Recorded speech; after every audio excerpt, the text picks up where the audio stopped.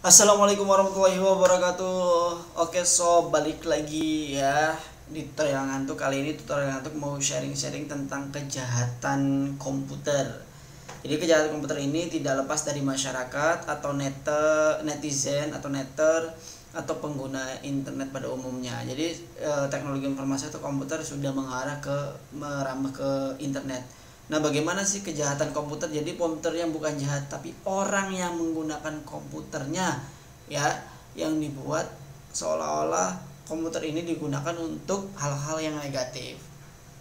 Oke, di sini saya bakal menjelaskan bagaimana dampak komputer itu secara negatif, tapi kalian ambil sisi positifnya untuk mencegah lah ya, mencegah terjadinya ada namanya kejahatan komputer, kejahatan di bidang internet yang dikhawatirkan takut kepada teman-teman semua kenanya. Oke ya. Jadi saat ini komputer sangat identik dengan internet. Ya pokoknya katanya sih ya, pokoknya ada yang pernah menanyakan di sini, yaitu ada anak kecil yang menanyakan kepada ibunya bahwa saya tuh dilahirkan atau di-download saking internet itu sangat penting buat kebutuhan yang sekarang ini. Ingat, di masa pandemi kali ini penggunaan media sosial sangat cepat, sangat besar penggunanya ya.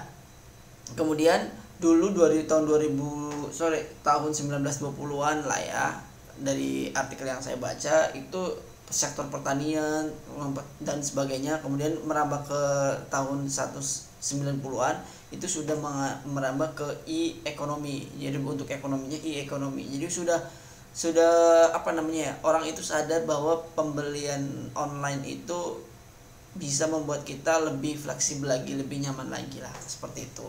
Dulu di tahun 2000-an Indonesia itu saya pernah lah, atau sekarang pun teman-teman masih merasakan internet itu ada hal positif dan negatifnya.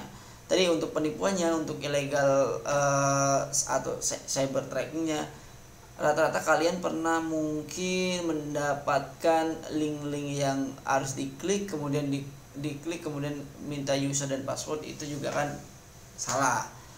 Kemudian banyak sekali ya yang intinya kalau internet itu atau ekonomi itu sekarang sudah mulai ilegal, tapi sekarang security sudah bagus kok ya, sudah membuka KTP dan sebagainya lah, security sekarang sudah bagus-bagus.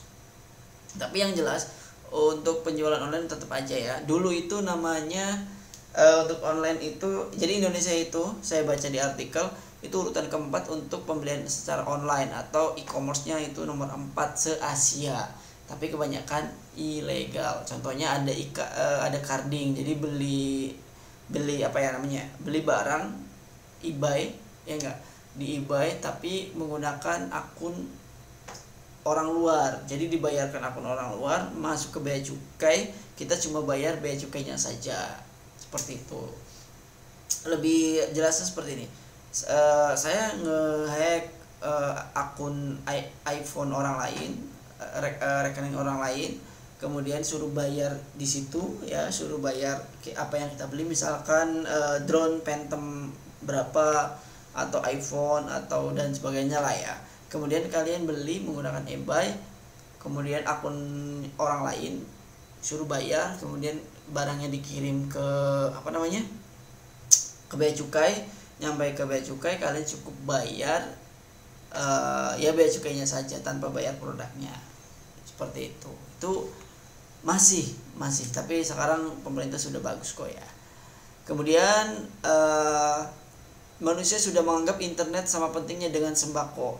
Jadi tanpa internet katanya ya akan susah sekarang, apalagi orang kerja ya, di daerah kalian mungkin kerja, kalau udah mati lampu wah udah pusing. Kenapa? Karena posisi kalau mati lampu wifi-nya mati dan kalian itu tidak bisa bekerja. Kayak perbankan itu kalau mati lampu, genset nggak ada misalnya ya, itu udah apa ya, ekonominya mati di saat mati lampu atau gensetnya nggak ada. Makanya internet itu sekarang sudah sangat penting sekali. Ini tadi ya sektor 1920-an ekonomi, sebelum kemudian di industri, kemudian era berikutnya di ekonomi servis pelayanan biasa kayak normal, kemudian 80-an masyarakat mulai ekonomi global. Kemudian di tahun 1995 sudah mulai merambah ke e-ekonomi seperti itu ya. Kemudian ingat ini kejahatan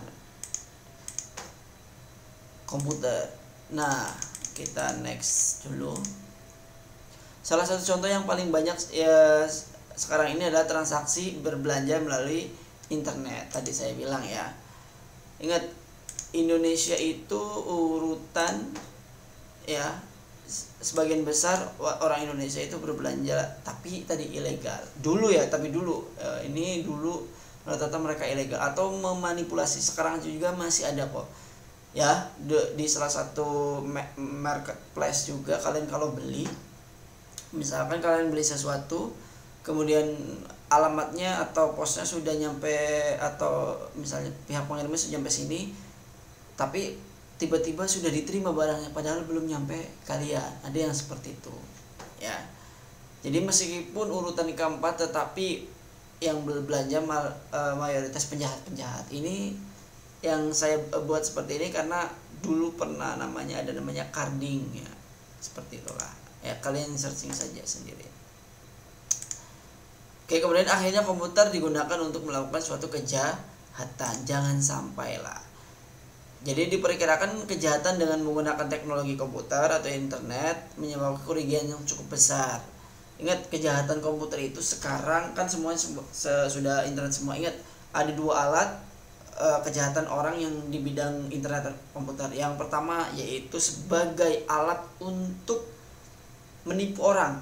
Jadi internet itu sebagai alat untuk menipu orang. Contoh tadi, kita menyediakan link, silakan menipu alatnya sebagai alatnya. Kemudian kalian memasukkan username dan password. Ketika sudah dapat username dan password, dimanfaatkan oleh orang. Itu alatnya. Ada juga internet sebagai kejahatan sebagai objeknya. Maksudnya objek apa? Saya ngehack kampus apa, datanya dirubah ya. Saya ngeblok situs pemerintah misalnya. Kemudian ngelockdown dan sebagainya lah. Nah, jadi kita objeknya ke situ. Jadi kejahatan juga. Jadi ada dua versi. Yang pertama internet sebagai alat untuk kejahatan dan objek untuk kejahatan. Kalau alat menampung orang sesuatu buat melakukan kejahatan yang lain. Tapi kalau objek melakukan kejahatan di situ sendiri. Seperti itu. Kemudian hal ini disebabkan karena adanya beberapa kejahatan ya yang tidak terdeteksi oleh korban tadi. Carding itu dulu tidak terdeteksi oleh korban karena gini, misalnya uang kalau di rekening kan nggak bakal kelihatan dulu. Jadi ketika kita udah ngambil akunnya dan sebagainya, suruh bayar, tiba-tiba uangnya nggak ada ya. Apalagi kalau orang-orang kaya, kita juga nembak rekening yang misalnya orang-orang yang punya kehilangan $200, kehilangan $500 nggak bakal kelihatan. Nah, ngehaknya di situ, ngekliknya di situ, ngambil uang, kita tinggal bayar, dibayar cukainya saja, nggak bakal sadar korban. Kemudian abaikan saja ini ya contohnya. Nah, saya pernah mendengar kasus, saya juga coba searching ya, kasus-kasus menggunakan di media internet, yaitu ada namanya Bank BCA. Bank BCA itu ada namanya klik BCA, tapi ada diplesetkan. Jadi berhati-hatilah dalam mengetik alamat situs di browser. Jangan sampai kesleo. Contohnya seperti ini. Nah, kalian ngeh nggak ketika misalnya ini belum ditampilkan, klik bca.com belum ditampilkan, kalian baca ini juga saya yakin bacanya klik BCA. Padahal tulisannya adalah kill KBCA. Kalau kalian ngetik enter, tampilannya sama, persis sama dan sebagainya. Nanti ingat, diplesetkan. Hati-hati. Kalau misalkan kalian sudah menginputkan user dan password, bisa saja diklik BCA juga menginputkan user dan passwordnya seperti itu. Klik BCA menampilkan tadi ya, kilek ya, bukan klik menampilkan halaman depan dengan yang sama persis dengan klik BCA. Tetapi link-link di dalamnya mengarah ke link situs BCA yang asli dan sebagainya lah ya. Kayak gitu. Jadi apakah klik BCA itu benar? Menurut jadi yang punya itu Stephen Haryanto tidak jahat intinya, supaya dapat pay per kliknya saja, tapi ya tetap aja ya disalahgunakan, dikhawatirkan seperti itu. Oke. Nah, jumlah situs semacam ini semakin hari semakin banyak saja. Ingat, buat situs itu murah. Berdasarkan pengalaman mengeluarkan $8 untuk membeli domain. Saya beli hosting ya. Beli domainnya saja. Misalnya R1 atau tutorialngantuk.com itu 15 ribuan atau sekarang udah $1. Itu $8 itu udah mahal ya. Jadi kalian silakan beli di manapun, saya yakin ada yang 15.000. Pokoknya yang .id, kalau .com agak mahal ya, sekitar 150-an seperti itu. Pokoknya yang .id biasanya murah-murah harganya ya, kecuali kalian sekalian beli hostingnya, itulah agak mahal juga. Intinya belum untuk domainnya sendiri itu murah-murah kok, $8. Sekarang malah ada yang .id itu 15.000. Kalau 15.000 berarti $1 seperti itu. Jadi hati-hati. Lalu keuntungan apa yang diperoleh memiliki situs semacam ini? Ya enggak? Biasanya pemilik situs hanya ingin memperoleh traffic yang nah, tadi saya bilang pemilik situs yang kilek BCA hanya pengen trafficnya saja. Jadi berapa klik yang di situ, tapi tetap nanti dihilingkan lagi ke BCA-nya. Awalnya saja masuk ke situ. Ingat, awalnya saja masuk ke webnya dia. Ketika kalian klik kemanapun nanti dilingkan lagi ke situs BC-nya asli. Ini diperolehnya untuk tujuan seperti ini adalah masih baik lah. Jadi tidak mengambil user dan passwordnya. Jadi pemilik hanya tampilan depan kelihatannya tampilan yang sama. Ketika kalian klik misalnya login, masuk ke tampilan asli BCA-nya, bisa seperti itu. Tetapi yang harus diwaspadai adalah situs-situs ini bisa saja berniat jahat. Apalagi untuk situs-situs yang berhubungan dengan masalah kritis seperti keuangan. Nah, tadi ya saya saya punya M-banking itu di misalnya handphone A ya, handphone A. Kemudian saya sudah bertransaksi banyak sekali macam-macam, pokoknya banyak lah. Kemudian saya pengen ganti handphone. Oke, saya uninstall ya, saya menggunakan bank BNI misalnya. Saya uninstall semua aplikasi atau riset ulang ya di mode web data. Kemudian saya jual handphone yang si A, kemudian saya beli lagi handphone B. Ketika saya masukkan ke handphone B, username dan passwordnya gagal. Ya, username dan password di mobile banking BNI. Pas saya tanya, kok gagal? Padahal di handphone ini bisa saja yang di handphone yang saya jual. Kemudian saya tanya ke bank BNI ini, katanya, iya Pak, kalau misalkan walaupun sudah dijual, kalau mereka malah punya user dan passwordnya atau Bapak lupa naruhnya di mana dan sebagainya, bisa di recover, Bapak bisa bahaya. Jadi walaupun kartunya juga diambil saya, tetap kalau ketika kalian ganti handphone harus ke bank BNI-nya. Supaya apa? Supaya pelaku-pelaku orang-orang yang tidak punya ajab ya enggak, itu tidak membuat hal-hal yang merugikan kita. Masih mending antisipasi. Makanya BNI ketika kalian beli handphone baru, handphone lamanya walaupun sudah ditulis dan sebagainya, itu tidak bisa digunakan lagi untuk BNI yang dengan akun kalian, seperti itu. Kemudian apa sih definisi komputer kejahatan? Nah, tadi saya bilang an illegal act requiring knowledge of computer technology for this interpretation, kemudian investigation, dan ini ya. Jadi suatu tindakan kejahatan di bidang teknologi komputer, baik investigasi dan sebagainya, yaitu ada dua. Yang pertama, komputer as a tool of crime, jadi sebagai alat untuk atau alat dari kejahatan, such as found anti-properties. Second, computer is object of crime such sabotage. Nah, untuk menyabotase sesuatu, theft or alteration data, atau mengubah data. Jadi yang saya bilang di sini ya, ingat yang saya bilang di sini, kejahatan itu hati-hati, apalagi di dunia internet. Kalau kalian login di sembarang tempat, di warnet, di lab, jangan lupa kalau misalkan login, kalian log out ya, di logout dulu kemudian di delete, atau browsernya itu di clear cache atau clear apapun, jadi supaya aman seperti itu. Jangan sampai tadi orang-orang yang punya kepentingan kejahatan mengambil alih akun-akun teman-teman semua. Ingat yang pertama yaitu tadi ya, mana ya, komputer as tool of crime, sebagai alat dari kejahatan. Alat kejahatan adalah saya simpen satu aplikasi padahal itu aplikasi saya, kalian masukin ya, sudah dapat akunnya, saya manfaatin sebagai alat kejahatan.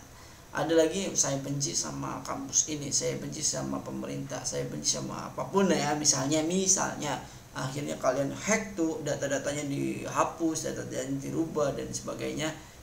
Itu juga kedua, komputer is the object of crime. Jadi teman-teman semua hati-hati untuk lebih pintar lagi dalam menggunakan data. Mungkin itu saja pertemuan kali ini. Jangan lupa like, comment, dan subscribe. Untuk materi ini sekitar sharing saja, karena saya juga pernah ketipu ya di salah satu marketplace beli barang ya, nanti saya cerita. Pokoknya saya beli barang kamera Canon M3, kemudian bilangnya baru, pas sampai adalah second. Semuanya dari charger, lensa, kamera, kabel dan sebagainya itu kanibal. Ada yang produksinya dari Jepang, ada yang dari Taiwan, ada yang dari Cina, ada yang dan sebagainya lah ya. Itu kejahatan. Yang kedua, ada juga kejahatan crime yang sekarang itu adalah barangnya belum sampai tapi sudah diterima. Bahaya juga ya. Yang ketiga ya, bagi yang peminjaman online nih, kejahatannya mulai marak lagi di peminjaman online. Kenapa? Tadi kalian belum dapat uangnya, yang belum ditransfer, tapi tagihan di aplikasinya sudah muncul seperti itu. Banyaklah ya. Makanya hati-hati dalam memilih aplikasi. Kalau misalnya memang bagus ya silakan dipilih. Misalkan ada kebutuhan ekonomi yang sangat, silakan dipilih ya. Rekomendasi misalnya yang untuk keuangan, Kredivo misalnya, buat angsur-angsuran Kredivo. Kenapa? Karena saya juga pakai. Jangan pakai yang lain dulu Pak. Kemudian saya rekomendasikan Kredivo untuk ekonomi. Kenapa? Karena bunganya kecil dibandingkan yang lain saya baca-baca juga. Kemudian untuk pembelian online kayak misalkan Shopee, Lazada dan sebagainya, sekarang sudah bisa code cash on delivery. Jadi kalian sudah aman, bebas mau Lazada mau dan sebagainya lah. Atau bagi yang di luar ada namanya eBay dan sebagainya. Pokoknya sekarang sudah aman kalau untuk pembelian online, semuanya bagus-bagus. Tinggal tadi pilih yang merchandise merchant itu namanya, toko yang bintangnya bagus aja. Semua situs-situs sekarang sudah baik, Aku Laku, Tokopedia, Bukalapak, Blibli dan sebagainya. Tinggal penjualnya di sini. Makanya pilih bintang yang bagus. Jangan lupa lihat review penerimaan barangnya. Jangan lupa juga respon dari pembelinya. Diingat-ingat kalau misalkan semuanya sudah baik, silahkan kalian boleh beli barang tersebut. Oke, terima kasih. Jangan lupa like, comment, dan subscribe, karena subscribe itu gratis. Oke sob, bye-bye.